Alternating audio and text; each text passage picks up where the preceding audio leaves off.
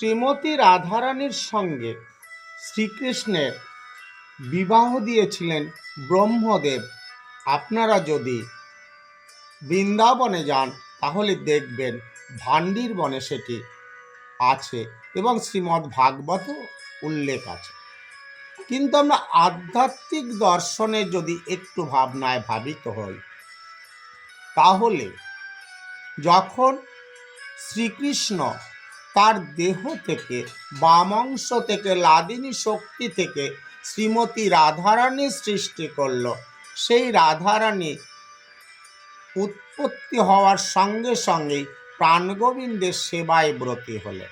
তাহলে একই আত্মা দুই দেহধারী, আপনি লীলা বিলাস করেন শ্রীহরি। তাহলে একই আত্মার দুটি দেহ কি করে তারা বিবাহ করবেন?